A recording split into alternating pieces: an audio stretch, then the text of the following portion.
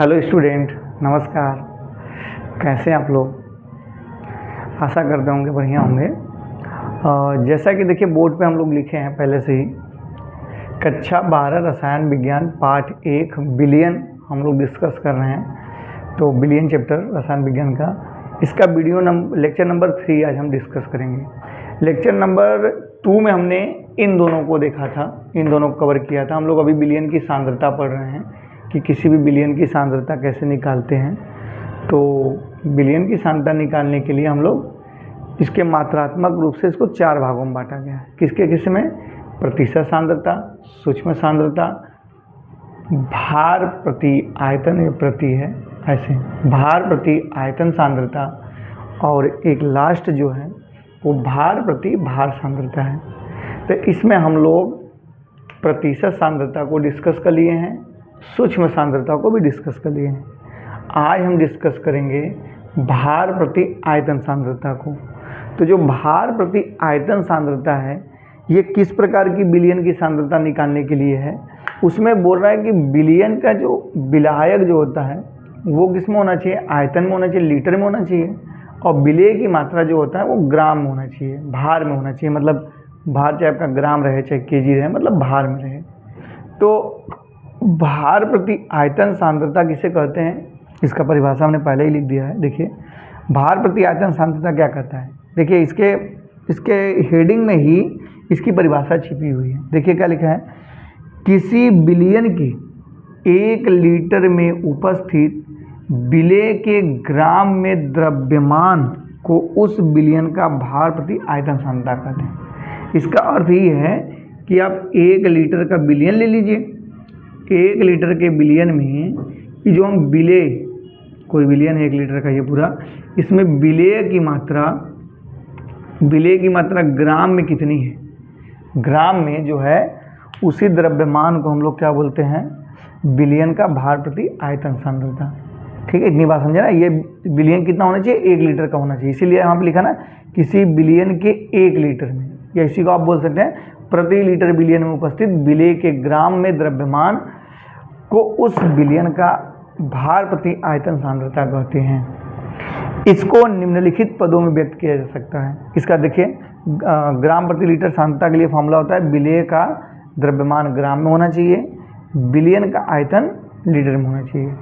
इसको आप लोग अगर लिखना चाहेंगे शॉर्ट फॉर्म में तो C = लिख सकते हैं W/V, जहाँ पे C = क्या आपका है?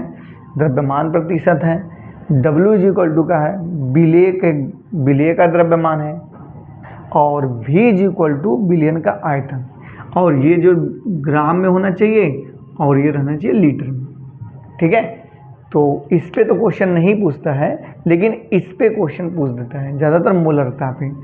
तो अब ये जो भार प्रति आयतन सांद्रता है इसको भी 3 भागों में विभाजित किया गया, मतलब 3 प्रकार से इसको दर्शाया जाता है: मोलरता, नॉर्मलता और फॉर्मलता। और तीनों बड़ा इंपॉर्टेंट है। इसमें ज़्यादातर इंपॉर्टेंट आपका मोलरता आता है, क्योंकि इससे क्वेश्चन पुटअप होते हैं। इस बार भी आया था, तो हम लोग देखेंगे इस बार भी जो क्वेश्चन आया तो उसको सॉल्व करेंगे, देखेंगे कैसे क्वेश्चन पूछते हैं बोर्ड में। तो आज हम डिस्कस करेंगे केवल इस मोलरता पे, क्योंकि अगर तीनों पे करेंगे तो वीडियो लंबा हो जाएगा। तो आज हम केवल मोलरता को ही देखेंगे। ठीक है, तो इसका स्क्रीनशॉट लेना तो आप लोग स्क्रीनशॉट ले लीजिए, फिर इसको इरेज करेंगे हम। स्क्रीनशॉट ले लीजिए सब लोग। ठीक है, तो इसको इरेज करते हैं। अब हम मोलरता पे फोकस करते हैं।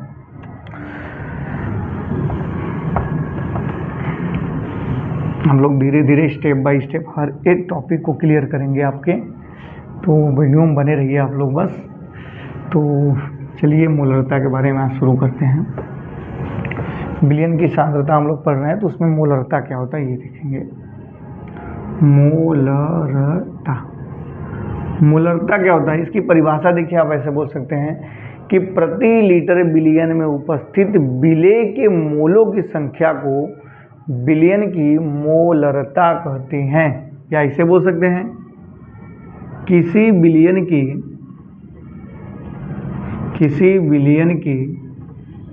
1 लीटर में उपस्थित 1 लीटर में उपस्थित विलेय के मोलों की संख्या को विलेय के मोलों की संख्या को विलयन की मोलरता कहते हैं। देखिए परिभाषा इसका यही है, परिभाषा भी बड़ा इंपॉर्टेंट है, पूछता है परिभाषा इसका, किसी बिलियन के 1 लीटर में उपस्थित विलेय के मोलों की संख्या को बिलियन के क्या कहते हैं, नॉर्मल मोलरता कहते हैं। इसे किससे प्रदर्शित करते हैं, इसे हम लोग कैपिटल एम से प्रदर्शित करते हैं। अब कैपिटल एम से प्रदर्शित करते हैं, इसके लिए फॉर्मूला क्या बनेगा, मोलरता इज इक्वल टू होता है, ऊपर देखिए 1 लीटर विलेय में उपस्थित विलेय के मोलों की संख्या, तो ऊपर लिखेंगे विलेय के मोलों की संख्या बटे विलयन का आयतन किसमें होना चाहिए, लीटर। ठीक है, तो इसको शॉर्ट फॉर्म में क्या लिख सकते हैं, capital M is equal to विलेय के मोलों की संख्या लिखते हैं हम लोग, जैसे यहाँ पे एन से प्रदर्शित करते हैं, एन जो मोलों की संख्या को किससे प्रदर्शित करते हैं, एन से, बट विलियन का आयतन लीटर में, तो विलियन का आयतन वी, विलियन ये किस में आयतन किस में रहेगा, लीटर में रहेगा। तो अभी मोलों की संख्या क्या होता है, मोलों की संख्या कैसे निकालते हैं, अगर आपको मोलों की संख्या निकालना ना, देखिए इसके लिए फॉर्मूला बनता है, एन इज इक्वल टू क्या होता है, मोलों की संख्या अगर किसी का निकालना है, मोलों की संख्या निकालना है तो हम बोलेंगे भार बटे, जैसे विलेय के मोलों की संख्या निकालना तो वो पूरा लिख देते हैं, विलेय के मोलों की संख्या इज इक्वल टू होता है विलेय का भार बटे विलेय का अणु भार होता है। ठीक है, तो भार बटे अणु भार, मतलब जैसे हम कह दिए कि मान लीजिए हम कह दें कि 1 लीटर विलियन में 40 ग्राम चीनी है। ठीक है, तो 40 ग्राम चीनी है तो विलियन की मोलरता ज्ञात कीजिए, तो 40 ग्राम जो है ये विलेय का भार है। अब मोलों की संख्या निकालना तो चीनी का अणु भार निकल के उसमें भाग दे देंगे तो आपका निकल के आ जाता है कौन सी, विलेय के मोलों की संख्या। तो अब यहाँ पे इसको और मॉडिफाई अगर करना है तो इसको ऐसे भी लिख सकते हैं कि capital M is equal to N is equal to आपका क्या होता है, डब्लू अपान के होता है एम मतलब होता है अणु भार, जहाँ पे डब्लू इज इक्वल टू का है विलेय का भार, एम इज इक्वल टू का है विलेय का अणु भार, और एन इज इक्वल टू अब हम मोलों की संख्या। तो इसको हम ऐसे भी लिख सकते हैं, एन इज इक्वल टू के डब्लू अपान के एम इंटू के वी। अब यहाँ पे वी लेकिन किस में है, लीटर में है। अब कभी कभी क्वेश्चन में वी जो है ना आयतन जो आपका ml में देता है, तो इसको लीटर में बदलने के लिए हम लोग क्या करते हैं, 1000 से डिवाइड करते हैं। तो एक फार्मूला ये भी बन के आता है क्रिएट होके, is capital M is equal to W into के 1000 बटे के कैपिटल एम इंटू के वी। तो ये वी इस समय ml में है, ये भी फार्मूला इसी का है। तो बिलियन की मोलरता, ये भी फार्मूला इसी का, ये भी फार्मूला इसी का, ये भी फार्मूला इसी का है। तो तीनों से क्वेश्चन बनते हैं। कभी कभी तो मोलों की संख्या डायरेक्ट दे देता है, तो मोलों की संख्या दे दिया, आयतन दे दिया, तो मोलरता निकाल लेते हैं डायरेक्ट। कभी कभी एन नहीं देता है तो हम इस वाले फार्मूले पे लगाएंगे, और आयतन लीटर में दिया है तो एल ही लिख देंगे। कभी कभी क्या होता है कि आयतन ml में दिया है तो उसको हम लोग लीटर में कन्वर्ट करने के लिए ऊपर 1000 का मल्टीप्लाई कर देते हैं, तो आपका ये लीटर में कन्वर्ट हो जाता है। तो इसी प्रकार से रहता है। एक बार फिर से देख लीजिए, मोलरता इज इक्वल टू कहता है किसी विलियन के 1 लीटर में उपस्थित विलेय के मोलों की संख्या को विलियन की क्या कहते हैं, मोलरता कहते हैं। इसे कैपिटल एम से प्रदर्शित करते हैं, और एम इज इक्वल टू होता है एन बाई वी। एन क्या है, विलेय के मोलों की संख्या, ये ना विलेय के मोलों की संख्या, और वी क्या है, विलियन का आयतन लीटर में होना चाहिए, किसमें, एल मतलब लीटर। इसी को हम लिख सकते हैं एन इज इक्वल टू क्या होता है, एन इज इक्वल टू होता है डब्ल्यू अपान के एम। तो n is equal to W upon के एम इंटू वी। वी क्या अभी लीटर में है, लेकिन अगर इसको ml में कन्वर्ट करना है तो ऊपर 1000 का मल्टीप्लाई करना पड़ेगा, तो ये हो जाएगा। ठीक है, इसका स्क्रीनशॉट ले लीजिए। इस पर एक क्वेश्चन देखते हैं जो कि इम्पॉर्टेंट क्वेश्चन होता है इसका। तो चलिए अब आगे बढ़ते इस पे एक क्वेश्चन करते हैं। क्वेश्चन इसका ये है, क्वेश्चन आपका ये दिया है कि 49 लीटर, क्वेश्चन है 49 लीटर नहीं 49 ग्राम है, 49 ग्राम H2SO4, क्वेश्चन क्या है एक बार देख लेते हैं। 49 ग्राम H2SO4 को 1 लीटर में घोला जाए तो विलयन की मोलरता की गणना कीजिए। 49 ग्राम H2SO4 को 1 लीटर विलयन, 1 लीटर पानी में, 1 लीटर पानी में घोला जाए तो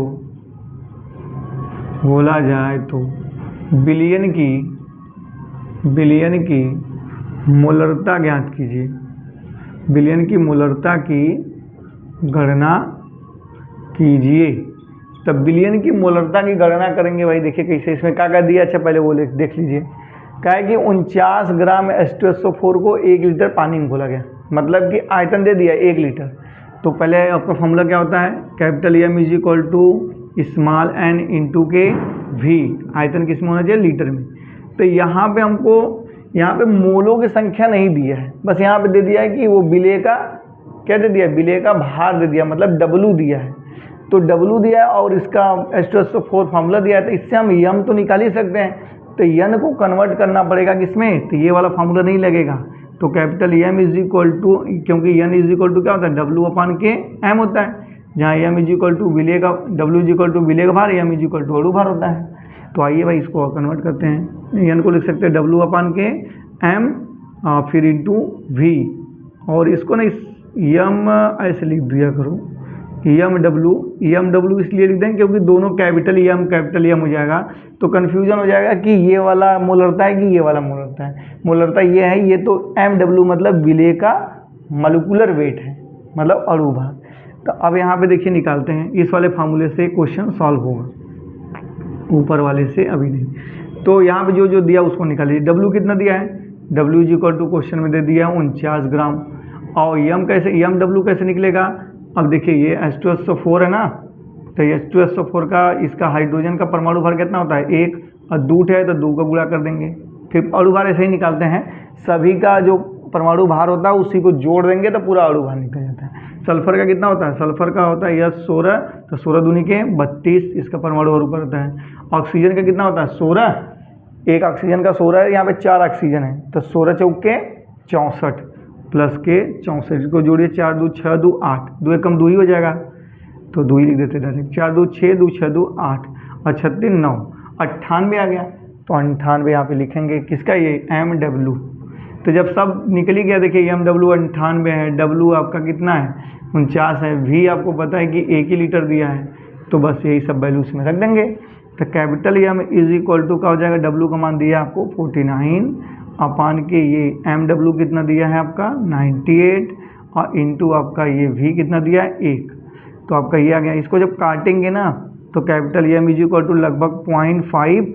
अब इसका देखिए मात्रा कैसे लिखेंगे, ऊपर ये तो ग्राम में है और नीचे किस में है, लीटर में है, तो इसका मात्रक लिखेंगे ग्राम प्रति लीटर, ठीक है। तो विलयन की जो मोलरता आ गई 0.5 ग्राम प्रति लीटर, समझ में आया।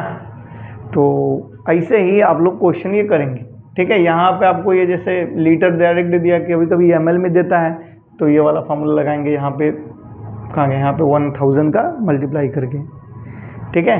तो इसको एक बार देख लीजिए, स्क्रीनशॉट ले लीजिए, इसी प्रकार क्वेश्चन होगा।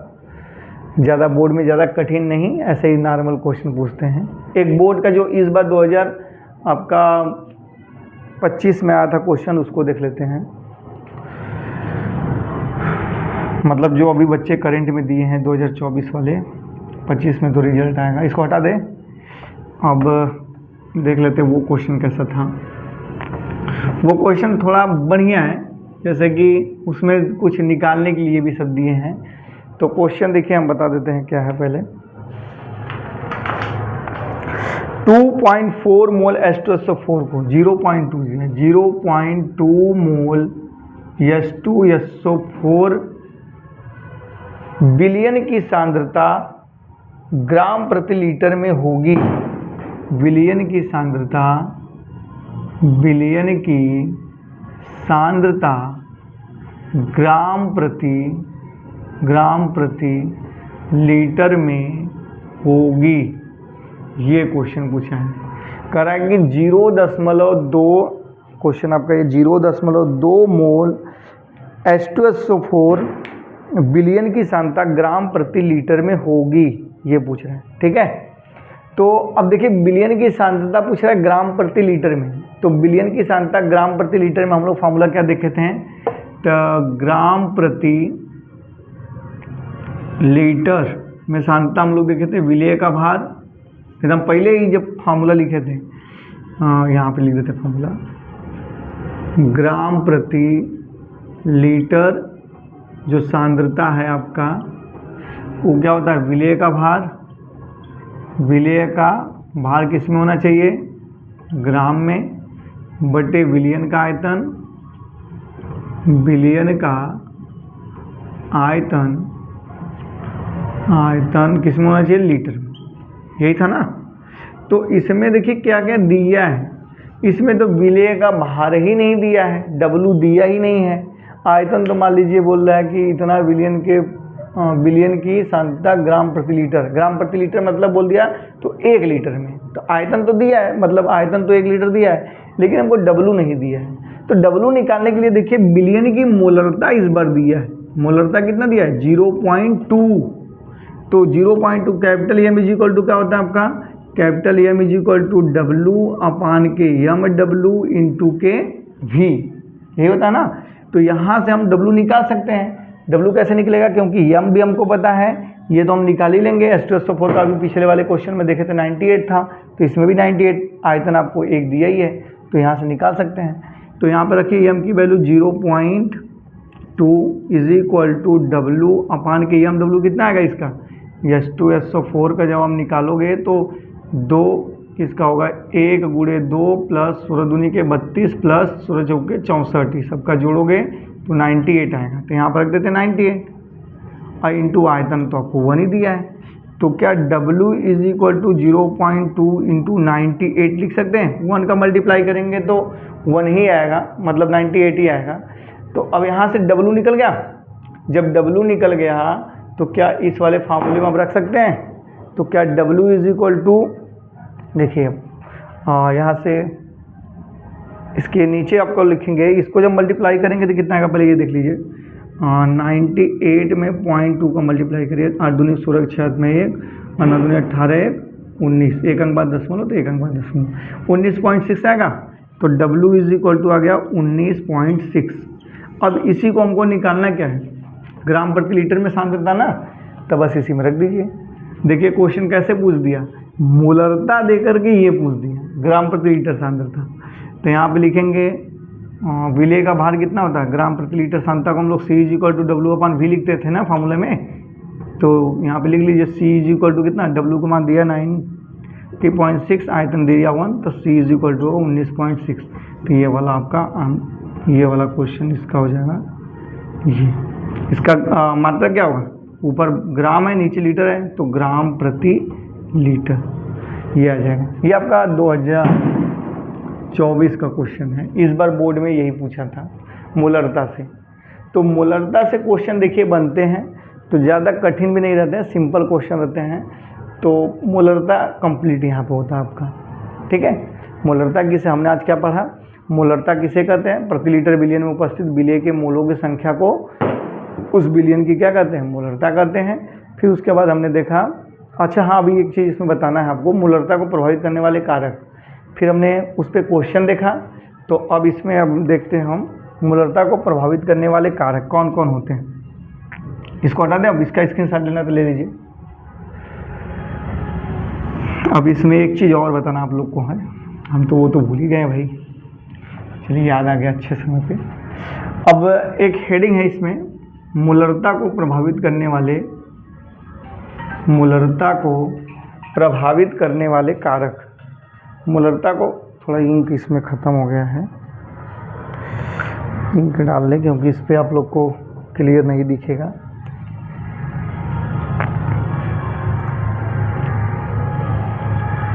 हाँ चलिए, अब अच्छे से मार्कर चलेगा।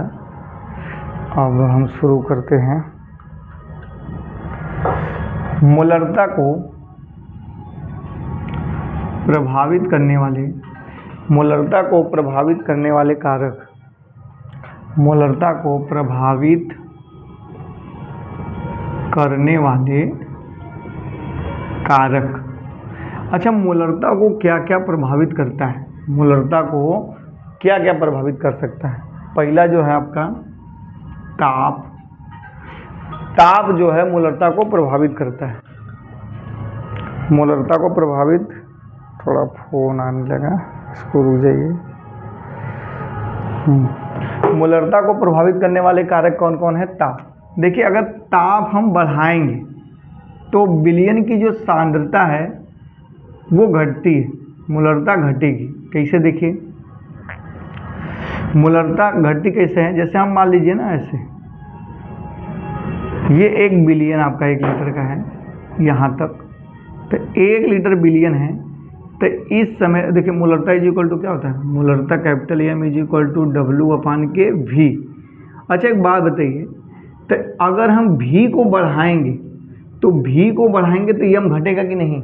जैसे अगर आप V बढ़ा रहे हैं, आयतन बढ़ा रहे हैं, तो ये बढ़ेगा तो इसको काटेगा, अगर ज़्यादा रहेगा तो इसको और काटेगा, तो काटते काटते बहुत छोटा होगा, तो M की वैल्यू प्रभाव पड़ेगा, मतलब V बढ़ेगा तो ये घटेगा। तो यहाँ पे आप देखिए, जब ताप का प्रभाव इस पर कैसे पड़ता है, जैसे मान लीजिए 1 लीटर का बिलियन है, ठीक है, जब इस पर हम ताप बढ़ाएंगे, जब इसका ताप बढ़ाएंगे तो इसके आयतन में ना वृद्धि होती है। कैसे आयतन में वृद्धि होती है? जैसे ये पानी है, जब इसको आप गर्म करोगे तो इनके कण क्या होते हैं? थोड़ा दूर दूर जाते हैं, तो दूर दूर जाएंगे तो जगह इस पर ज़्यादा छेकेंगे, तो जब दूर दूर जाते हैं तो इनके आयतन में वृद्धि होती है। जब आयतन में वृद्धि होती है तो इसके सांद्रता में क्या होता है? कमी आती है, मतलब मोलरता में इसके क्या होती है? कमी आती है। तो ये होता है ताप का प्रभाव, मतलब ताप भी इस पर प्रभावित करता है। जब हम ताप को बढ़ाएंगे तो मोलरता क्या होती है? घटती है, ठीक है। और एक चीज़ और भी, दूसरा इसमें कह रहा है कि विलेय और विलायक की प्रकृति, विलेय की मात्रा पे भी करता है, विलेय की मात्रा पर, विलेय की मात्रा पे निर्भर करता है। अच्छा, विलेय की मात्रा मतलब आपका ये W। जैसे यम क्या होता है? अगर हम W बढ़ाएंगे, देखिए आपका आयतन 1 ही लीटर है, ठीक, आयतन 1 लीटर है यहाँ पे, और हम W बढ़ा रहे हैं। W जब बढ़ा, विलेय क्या, W आपका विलेय की मात्रा ही है ना। तो जब आप W की मात्रा बढ़ाओगे, capital M is equal to W/V, तो जब इस बार W आप बढ़ा रहे हो तो ये तो फिक्स है कि 1 ही लीटर रहेगा, तो जितना ये बढ़ेगा इसका मान उतना बढ़ेगा। मतलब कि विलेय की मात्रा बढ़ाने पर विलयन का जो मोलरता है वो क्या होता है? बढ़ता है, ठीक। और एक चीज़ और है इसमें, थर्ड जो है आयतन पर, जब हम आयतन क्या करते हैं, इसमें आप यहाँ लिख सकते हो, जब विलेय की मात्रा बढ़ाएंगे ना, देखिए जब W का मान बढ़ेगा तो M भी क्या होगा? बढ़ेगा। जब W का मान घटेगा तो M भी आपका क्या होगा? घटेगा, ठीक। और आयतन, इसको हम ऐसे भी देख सकते हो सिंपल भाषा में, 1 लीटर पानी है भाई, इसमें चीनी मिला दीजिए, चीनी मिला देते हैं 100 ग्राम पहले, इसमें W कितना है? 100 ग्राम। ए वाले में 1 लीटर पानी है, इसमें W जो चीनी है, ये W जो है इसमें 200 ग्राम मिला दिए, तब ये ज़्यादा ना गाढ़ा होगा तो इसकी सांद्रता ज़्यादा होगी, इसकी सांद्रता कम होगी, सिंपल सी बात है। जब W बढ़ेगा तो M बढ़ेगा, यहाँ ये फार्मूला देख लीजिए, W बढ़ेगा तो M बढ़ेगा, W घटेगा तो M भी घटेगा। और तीसरा जो होता है आयतन, आयतन अगर हम बढ़ाते हैं, आयतन पे भी प्रभाव पड़ता है। आयतन बढ़ाएंगे जब, आयतन का मतलब ये है, जब आयतन बढ़ाएंगे हम, बताइए क्या होगा? आप लोग सोचिए, जब आयतन बढ़ाओगे तो M का मान क्या होगा? घटेगा, उल्टा ये भाग करेगा इसमें ना। तो यही बोल रहा है कि जब आयतन V का मान हम बढ़ाएंगे तो M क्या होगा? घटेगा, और जब V का मान घटाएंगे तो M आपका बढ़ेगा। तो 3 कारकों पे निर्भर करता है मोलरता जो है, किस पे?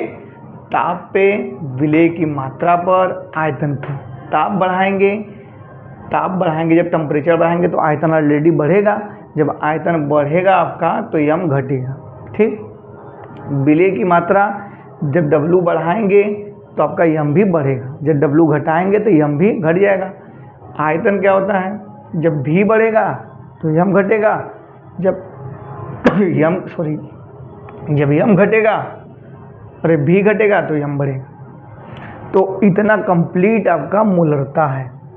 ठीक है, तो इतना आप लोग को आना चाहिए। तो चलिए, आशा करते हैं आप लोग को समझ में आया होगा। तो मोलरता से जितने भी क्वेश्चन है आप लोग उसको ट्राई करिए बुक में, और हम नेक्स्ट वीडियो जल्दी ही लेके आएंगे। धन्यवाद।